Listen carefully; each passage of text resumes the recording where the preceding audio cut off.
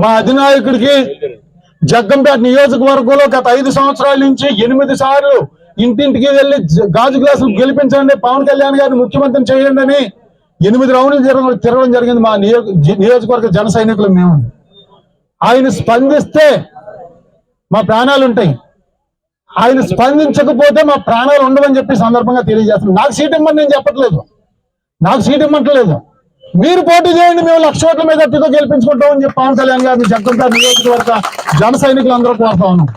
జ్యోతుల నెహ్రూ అనే వ్యక్తిని మాత్రం ఇక్కడ గెలవనివ్వం, ఓట్లు వేయం.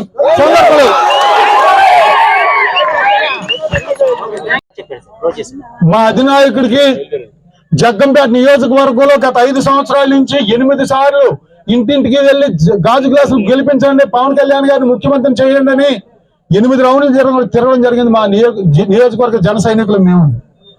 ఆయన స్పందిస్తే మా ప్రాణాలు ఉంటాయి, ఆయన స్పందించకపోతే మా ప్రాణాలు ఉండవని చెప్పి సందర్భంగా తెలియజేస్తున్నాను. నాకు సీట్ ఇమ్మని నేను చెప్పట్లేదు, నాకు seat ఇమ్మంటలేదు.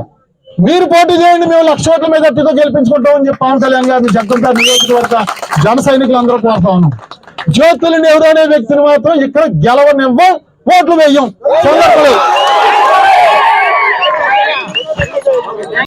Subscribe to Social TV Telugu for more videos. Hit the bell icon for faster updates.